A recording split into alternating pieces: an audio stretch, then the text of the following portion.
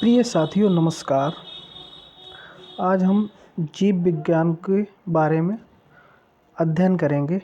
शुरुआत में हम जीव विज्ञान की उत्पत्ति और इसके वर्गीकरण की बात करते हैं।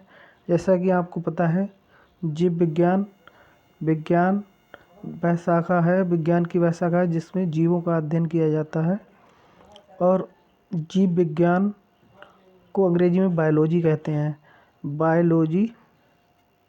बायोलॉजी शब्द का प्रयोग सर्वप्रथम लैमार्क, जो फ्रांस के वैज्ञानिक थे, और जर्मनी के एक वैज्ञानिक थे ट्रेवेरेनस, इन्होंने 1801 ईस्वी में इसका सर्वप्रथम इस शब्द का प्रयोग किया था, बायोलॉजी शब्द का प्रयोग किया था।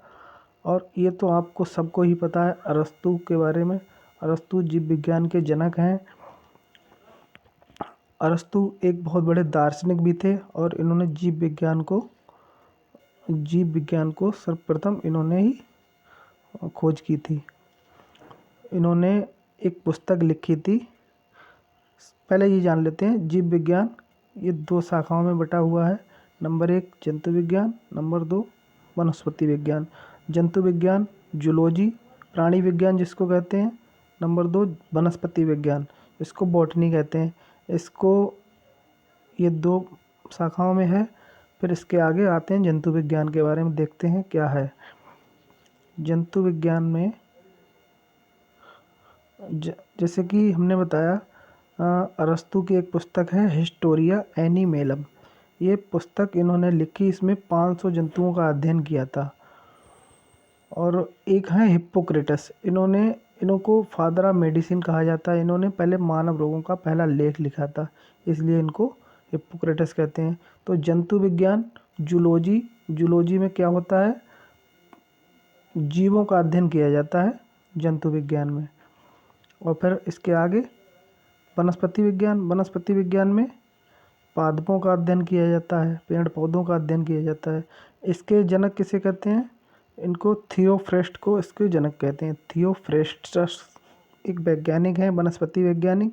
इनकी एक पुस्तक है हिस्टोरिया प्लांटेरम। इस पुस्तक में 500 प्रकार के पौधों का इन्होंने अध्ययन किया था। बॉटनी शब्द की उत्पत्ति ग्रीक भाषा के शब्द बास्किन से हुई है, जिसका अर्थ होता है चरना। बॉटनी शब्द की उत्पत्ति ग्रीक भाषा के शब्द बास्किन से हुई है, जिसका अर्थ है चरना। फिर आगे अब ये जीवधारियों का वर्गीकरण के बारे में, टैक्सोनॉमी के बारे में चर्चा करते हैं। सर्वप्रथम जीवों के लिए जाति शब्द का प्रयोग इंग्लैंड के वैज्ञानिक थे जॉन रे। इन्होंने 1686 ईस्वी में किया था। और इसके बाद में आधुनिक वैज्ञानिक एक हुए हैं कैरोलस लिनियस। इनकी एक पुस्तक है सिस्टिमा नेचुरी 1753 में इन्होंने लिखी थी। इस पुस्तक में द्विनाम वर्गीकरण प्रणाली के बारे में इन्होंने बताया है। इन्होंने बताया कि संपूर्ण जीवधारी 2 जगहों में बांटे गए हैं। नंबर 1 पादप जगत और नंबर 2 जंतु जगत। पादप जगत एक तरफ है, जंतु जगत एक तरफ है। जंतु जगत में उन समस्त जीवधारियों को शामिल किया गया है जिसमें सेलुलोज की बनी कोशिका भित्ति नहीं होती। जंतु जगत में कौन से होते हैं, जिनमें जंतु जगत में कोशिका भित्ति होती है लेकिन सेलुलोज की बनी नहीं होती है, वो होते हैं जंतु जगत में। और जो अपने भोजन का निर्माण स्वयं नहीं कर सकते परंतु प्रचलन में समर्थ होते हैं। ये परपोषी होते हैं, स्वयं निर्माण नहीं कर पाते हैं और चलन में समर्थ होते हैं। तो ये होते हैं जंतु जगत। फिर इसके आगे कैरोलस लिनियस को वर्गीकी का जनक कहा जाता है।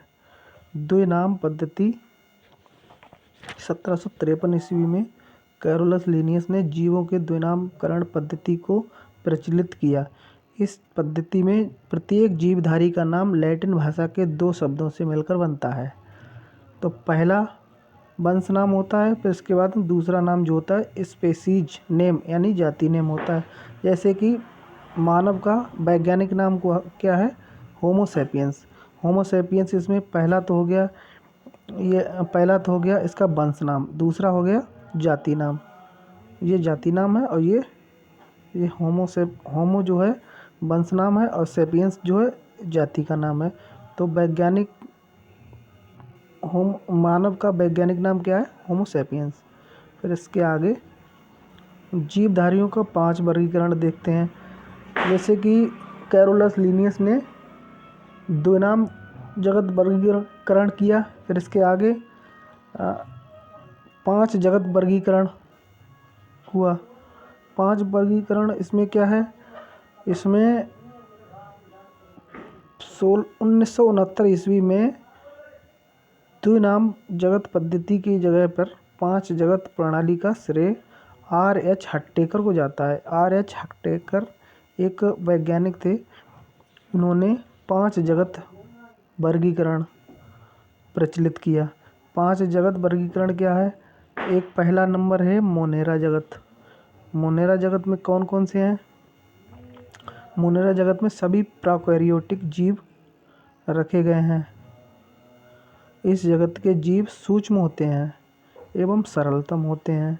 जहाँ जीवन की थोड़ी सी भी संभावना होती है वहाँ ये जीव पाए जाते हैं। जैसे जीवाणु, एक्टिनोमाइसीटीज, आर्कीबैक्टीरियम बैक्टीरिया, साइनोबैक्टीरिया, ये बहुत ही छोटे से बहुत अति सूक्ष्म जीव होते हैं।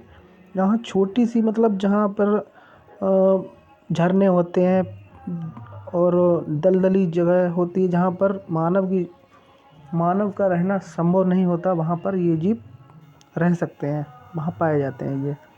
फिर इसके आगे नंबर 2 पे है प्रोटिस्टा या प्रोटोजोआ जगत। प्रोटिस्टा जगत या प्रोटोजोआ जगत।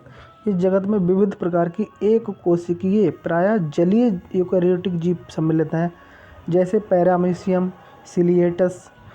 इसमें क्या होता है? पादप जगत एवं जंतु बीज यूग्लिना जगत इसी में होता है।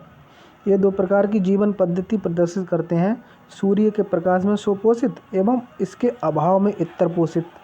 सूर्य के प्रकाश में स्वपोषण करते हैं ये, और इसके सूर्य के अभाव में क्या करते हैं? इतर पोषित करते हैं। इसके आगे पादप जगत में एक पादप जगत है। तीसरा नंबर पादप जगत। इस जगत में रंगीन बहुकोशिकीय प्रकाश संश्लेषी उत्पादक जीव सम्मिलित हैं, जो जल थल दोनों में पाए जाते हैं। अब जैसे क्या है? शैवाल हो गया, फर्न हो गया, मांस हो गया, पुष्पीय तथा अपुष्पीय बीजीय। पुष्पीय बीजीय पौधे एवं अपुष्पीय बीजी पौधे ये काहे में? पादप जगत में पाए जाते हैं। नंबर 3 में पाए जाते हैं। और फिर नंबर 4 में क्या है? नंबर 4 में है कवक जगत, फंजाई जिसको कहते हैं इंग्लिश में, कवक जगत नंबर 4 है ये। इसमें क्या है? यूकैरियोटिक तथा परपोषित जीवधारी इस जगत में शामिल हैं, जो अवशोषण द्वारा भोजन प्राप्त करते हैं, जैसे ईस्ट, मशरूम, पेनिसिलियम। ये क्या है? ये कवक जगत में आते हैं, नंबर 4 में आते हैं। नंबर 5 में क्या है? एनिमेलिया या जंतु जगत। एनिमेलिया या जंतु जगत। इस जगत में क्या है? बहुकोशिकीय जंतु, समभोजी, यूकैरियोटिक उपभोक्ता इस जगत में सम्मिलित होते हैं। इनको मेटाजोआ भी कहते हैं। जैसे कि हाइड्रा हो गया, जेलीफिश, सरीसृप, उभयचर, 5 सितारा मछली, कीट, स्तनधारी जीव। स्तनधारी जीव में मानव भी आते हैं, घोंघे, पक्षी इसी जीव के अंतर्गत आते हैं।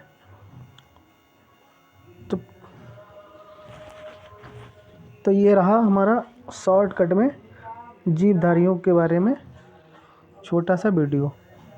Please like, comment and subscribe our YouTube channel. Thank you.